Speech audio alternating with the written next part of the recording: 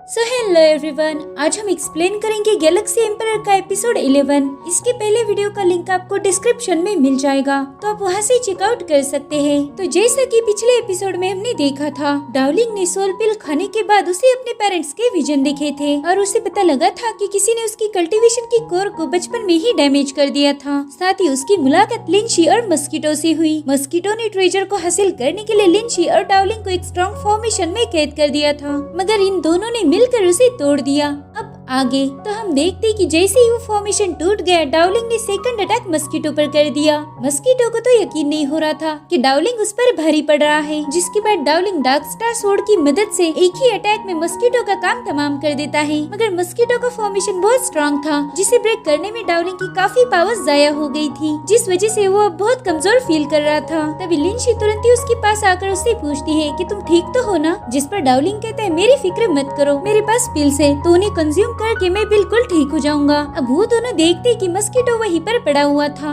Darling लिंची से कहता है कि मुझे माफ कर देना, तुम बेवजह मेरे पर्सनल मैटर में फंस गई थी, मगर मैं खुश हूँ कि तुम सेफ हो। जिसके बाद वो लिंची को ह्यूमैनिटी पिल देने लगता है, मगर लिंची कहती है कि ये तो अनमोल है, मैं इसे नहीं ले सकती हूँ, ऐसी पिल्स बहुत रेयर होती है। मगर डार्लिंग जबरदस्ती से उसे वो पिल देकर कहता है कि मैं एक पिल रिफाइनर हूँ, तो मेरे पास ऐसी कई सारी पिल्स हैं, तो तुम उसकी चिंता बिल्कुल मत करो, बस ये मेरी तरफ से तोहफा समझकर रख लो। तो फाइनली लिंची वो पिल एक्सेप्ट कर लेती है। वो कहती है कि मैंने सुना है ह्यूमैनिटी पिल बनाने के लिए बहुत महंगी और रेयर चीजों की जरूरत होती है, जिस पर डार्लिंग कहता है कि उसका भी जुगाड़ है मेरे पास, मैं ट्रेजर हॉल का वीआईपी मेंबर हूँ, तो मुझे सारी महंगी महंगी चीजें डिस्काउंट पर मिल जाती है। अब ट्रेजर हॉल का जिक्र करते ही डार्लिंग को याद आता है कि आज तो वहाँ पर ऑक्शन होने वाला है, जिसमें सिल्वर नाइट की बोली लगने वाली है। तो लिंची से कहता है कि मुझे ऑक्शन में जाना होगा, मैं तो ये भूल ही गया था, मुझे वहाँ जाना बहुत जरूरी है। जिसके बाद वो दोनों भी ऑक्शन के लिए रवाना होते हैं। लिंची कहती कि अच्छा हुआ तुम्हारी वजह से मुझे भी याद आया कि आज ऑक्शन है,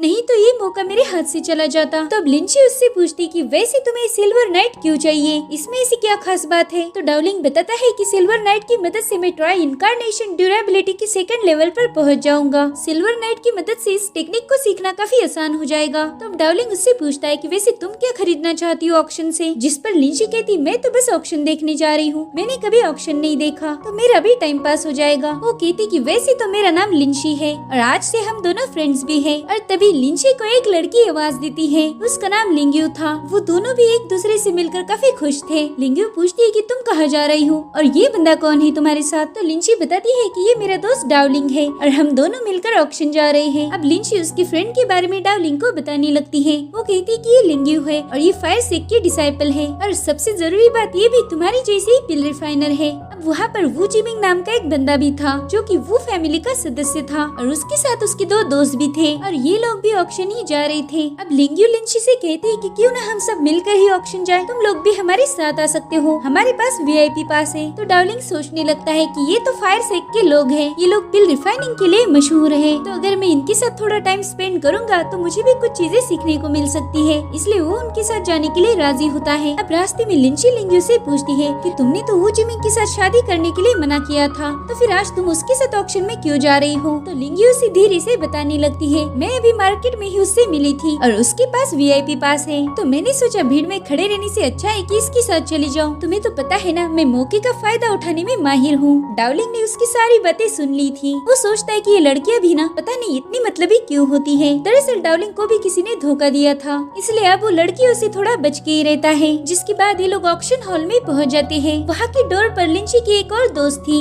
उसका नाम चानी था। लिंची उससे पूछती कि तुम यहाँ क्या कर रही हो। वो कहती कि मैं यहाँ पर ऑक्शन के लिए मदद करने आई हूँ, उनके पास स्टाफ की थोड़ी कमी है। मगर चानी का वहाँ आने का मकसद कुछ अलग था। अभी लोग हॉल में पहुँच जाते हैं। अब लिंची लिंग्यू से पूछती है कि क्या तुम सिर्फ यहाँ पर ऑक्शन के लिए आई थी, जिस पर वो कहती नहीं, मैं यहाँ पर दूसरे काम से भी आई हूँ, जल्दी हॉल ऑफ स्टार्स ओपन होने वाला है। डार्लिंग पूछता है कि हॉल ऑफ स्टार्स क्या है। तो लिंची बताती है कि हॉल ऑफ स्टार्स अकेडमी का सीक्रेट एरिया है। ऐसा कहा जाता है कि वहाँ पर ढेर सारे एंशिएंट रिलिक्स है और कीमती ट्रेजर भी है, जो एंशिएंट टाइम से वहाँ पर मौजूद है। तो डार्लिंग कहता है कि ये अकेडमी लगभग 10,000 सालों से मौजूद है, तो हॉल ऑफ स्टार्स में मौजूद ट्रेजर उससे भी ज्यादा पुराना होगा। अब लिंग्यू बताती है कि हॉल ऑफ स्टार्स बहुत बड़ी जगह है और उसमें बहुत से ऐसे एरियाज है जिसे आज तक किसी ने एक्सप्लोर नहीं किया, वो जगह रहस्यों से भरी हुई है। तो वो जिमिंग कहता है कि तुम सही कह रही हो लिंग्यू, उस जगह पर कुछ न कुछ पावरफुल है जो किसी को नहीं पता। मेरा कजिन उस ट्रेजर को हासिल करने के लिए बेताब है। तो डार्लिंग उससे पूछता है कि तुम्हारा कजिन कौन है, उसका क्या नाम है, जिस पर वू जिमिंग के साथ आया डिसाइपल कहता है कि मार्शल किंग उसका भाई है। मार्शल किंग का नाम तो तुमने सुना ही होगा। डार्लिंग सोचता है वो अच्छा तो मार्शल किंग भी हॉल ऑफ स्टार्स आएगा और तभी ऑक्शन स्टार्ट हो जाता है। ट्रेजर हॉल के एल्डर बताते हैं कि सबसे पहले ब्लैक आयरन की बोली लगेगी। इसका वजन 11,000 से ऊपर है और इसमें इतनी पावर है कि टायर्स वेपन को भी ये ब्रेक कर सकती है। तो इसकी कीमत है 5 मिलियन गोल्ड कॉइन्स। और तभी डाउलिंग की ब्लैक स्टार स्वॉर्ड इशारा करती है कि इसे खरीद लो। तो डाउलिंग तुरंत ही 5.5 मिलियन की बोली लगा देता है। एक डिसाइपल कहता है कि मेरे भाई तुम इस कचरे को क्यों खरीद रहे हो। तो लिंची बताती है कि शायद इससे वो वेपन बनाएगा। तभी वू जिमिंग कहता है कि ये तो किसी टायर्स वेपन का फ्रेगमेंट है, इससे भला कौन सा वेपन बनाया जा सकता है। मगर डाउलिंग तो उसे खरीद ही लेता है। वू जिमिंग कहता है डाउलिंग नेक्स्ट बोली अच्छी चीज पर लगाना जिससे तुम्हारा फायदा हो, ये कचरा तुम्हारे किसी काम नहीं आएगा। तो डाउलिंग ब्लैक आयरन को कलेक्ट करते हुए कहता है कि हमें पता नहीं होता कि कब कौन सी चीज हमारे काम आ जाए। तभी लिंग्यू डाउलिंग से कहती है कि तुम तो एक पिल रिफाइनर हो ना, तो तुम वेपन कब से बनाने लग गए। जिस पर डाउलिंग कहता है कि मैं तो नई नई स्किल सीखता रहता हूँ, मेरे पास एक एंशिएंट स्क्रिप्चर की कॉपी है तो मैं उसकी मदद से वेपन बनाना सीख रहा हूँ। लिंग्यून कहती है कि नई स्किल सीखना अच्छी बात होती है मगर वेपन्स बनाना बहुत खतरनाक है, इससे तुम्हारी जान को भी खतरा हो सकता है। तो मैं तुम्हें ये बुकलेट दे रही हूँ, इससे तुम महफूज रहोगे। वो अल्केमी टिप्स का बुक था जो लिंग्यू ने डाउलिंग को गिफ्ट किया था। तो अब डाउलिंग उसे थैंक यू बोलकर उसे एक एलिक्सर का ड्रॉप दे देता है। तभी वहाँ बैठा डिसाइपल कहता है कि डाउलिंग तो एक नंबर का घटिया इंसान है और वो अपना टुच्चा सा एलिक्सर लिंग्यू को देकर उनके हाथ गंदे कर रहा है। तभी वू जिमिंग कहता है कि डाउलिंग भले ही आम लड़का हो मगर मैं तो बस टैलेंट की कद्र करता हूँ, वो ऑर्डिनरी हो या फिर रईस मुझे फर्क नहीं पड़ता। जब तक तुम्हारे पास पावर्स है तब तक वो फैमिली तुम्हारी रिस्पेक्ट करेंगी। तभी वू जिमिंग के साथ आया डिसाइपल कहता है कि चलो फिर डाउलिंग की ताकत चेक करते हैं। जिसके बाद वो चाय का कप उठाकर डाउलिंग की तरफ फेंकता है मगर डाउलिंग अपनी पावर से उस कप को वहीं पर रोक देता है और वापस से वो कप उसी डिसाइपल की तरफ फेंक देता है। जिसके बाद वो फ्रूट की प्लेट को भी उनकी तरफ फेंक देता है। तो एक डिसाइपल के मुंह पर चाय गिर जाती है और दूसरे डिसाइपल के मुंह पर फ्रूट लगते हैं। ये देखकर वू जिमिंग उन दोनों पर भड़क जाता है और कहता है कि तुम लोग सबके सामने खुद का मजाक क्यों बना रहे हो, निकलो यहाँ से अब। तो दोनों डिसाइपल्स गुस्सा होकर वहाँ से चले जाते हैं। लिंशु कहती है डाउलिंग तुम बहुत टैलेंटेड हो, क्या ऐसी नई नई चीजें तुम मुझे सिखा सकते हो। तो कहते हैं हाँ क्यों नहीं, तुम तो मेरे दोस्त हो। तभी वो जिमिंग कहता है कि डाउलिंग तुमने अभी जिनके साथ पंगा लिया था वो मामूली डिसाइपल्स थे मगर तुमने उन्हें अच्छा सबक सिखाया। वो जिमिंग भले ही उसकी तारीफ कर रहा हो मगर वो उस पर बहुत जेलसी फील कर रहा था और ये बात लिंग्यू भी समझ गई थी। अब अगली बोली सिल्वर नाइट की लगती है जिसके लिए डाउलिंग यहाँ पर आया था। सिल्वर नाइट की बोली 10 मिलियन गोल्ड कॉइन से स्टार्ट हो जाती है। अब डाउलिंग बोली लगा इससे पहले वो जिमिंग 20 मिलियन की बोली लगा देता है और डाउलिंग से पूछता है कि क्या तुम भी इस पर बोली लगा रहे हो। तो डाउलिंग कहता है हाँ मुझे सिल्वर नाइट्स खरीदना है। फिर डाउलिंग 25 मिलियन की बोली लगाता है तो वो जिमिंग भी उसके साथ कम्पीट करने लगता है। डाउलिंग को कुछ भी करके सिल्वर नाइट को हासिल करना था मगर वो जिमिंग बहुत ज्यादा बोली लगा रहा था। उसने सीधे 31 मिलियन की बोली लगा दी थी लेकिन डाउलिंग भी कहाँ पीछे रहने वाला था, वो सीधे 60 मिलियन की बोली लगा देता है। 60 मिलियन सुनकर सभी लोग शॉक हो जाते हैं और इसी के साथ ये एपिसोड यहीं पर खत्म हो जाता है। Thank you for watching, bye bye, take care.